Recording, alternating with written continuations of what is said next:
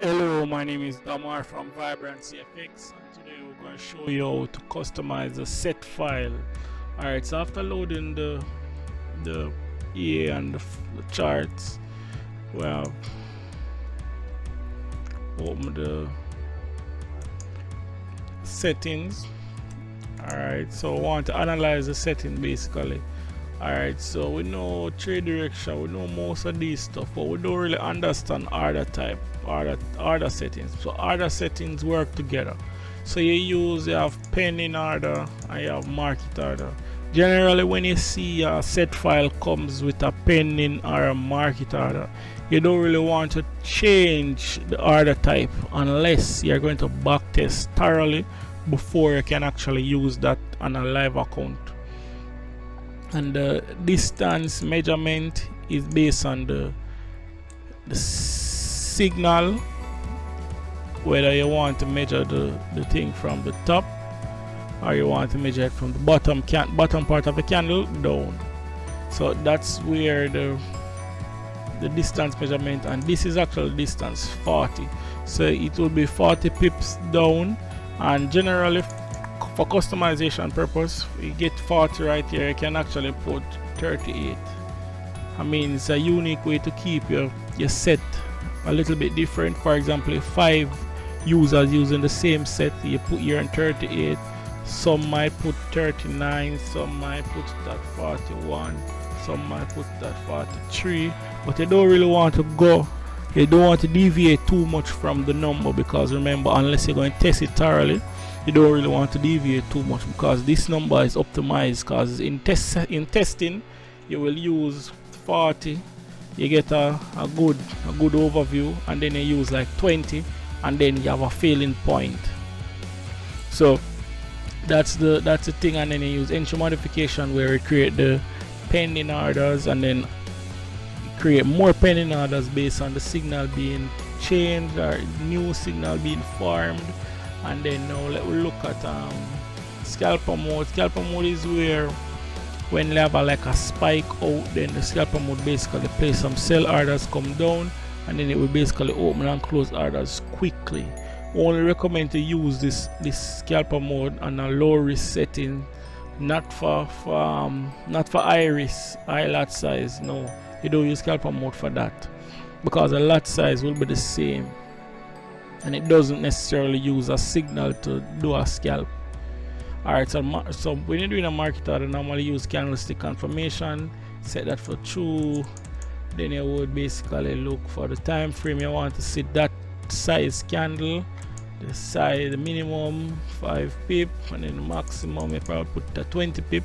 You can always use a little line and measure the candles to see how you want the strategy to craft, because persons can use the Viper Sniper, develop their own complete strategy, backtest it, and start to use it on a live account by not necessarily using our out of the box settings.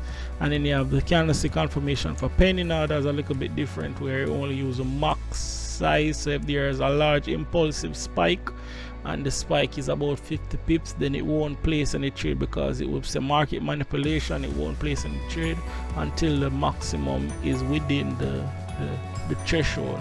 And then we know what's the scheduling. We go down to the technical indicators, and we realize the half length is really an interpolated version of the band, and the deviation is another factor that used to generate the signals. And we know RSI, we know ADX. We don't recommend changing any of these settings unless you know what you're doing, and you know, so you need to backtest all of these before you actually start using it on a live account. Alright, you know the profit goals, you know the account protection. We want to go over something named recovery algo.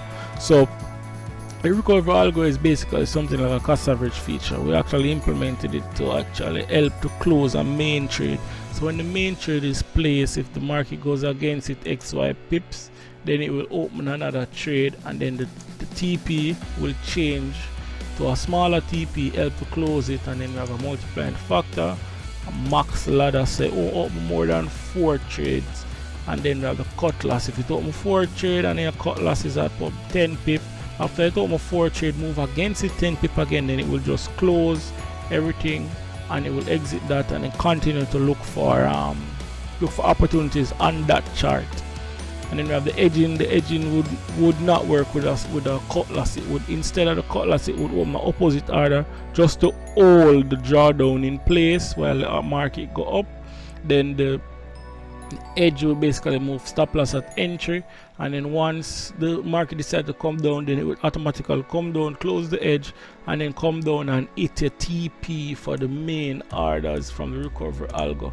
And what I'm going to do now is really run some back tests so we can actually get a basic overview of how the EA actually enter trades and close trades. Alright, so we get a buy stop. We get two buy stops. These are pending orders, buy stops.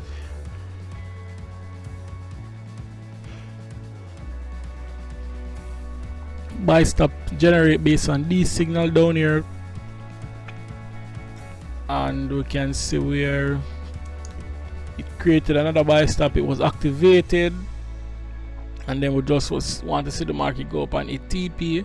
I mean, this is a 70 pip TP, and then the market actually goes up and hit the TP. That's very good. We can go in the results and actually check where it opened, and then it opened and get a TP.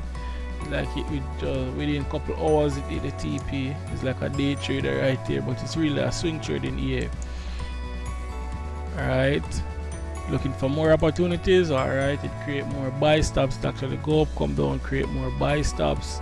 I guess the criteria wasn't fit, so it didn't open a sell, a buy stop. Alright, it looking continue to create more buy stops.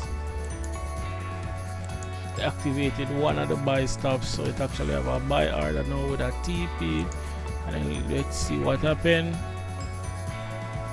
Alright, market kind of moving sideways.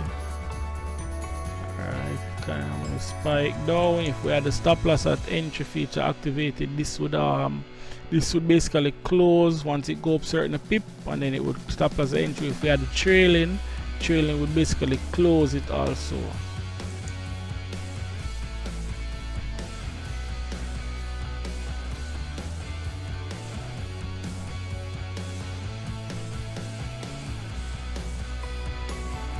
And then the market goes up and it TP, so we see where it actually held this trade for a good amount of time and held the trade for about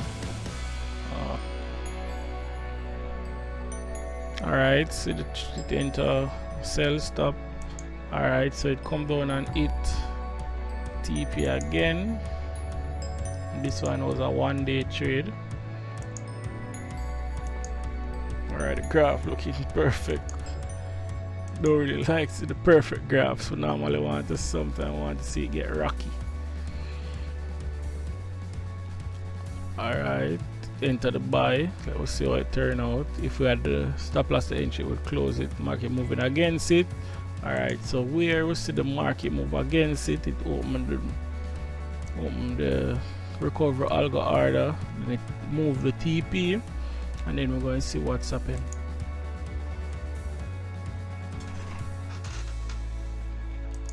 And then we'll see where it actually hit the TP based on the recovery algo.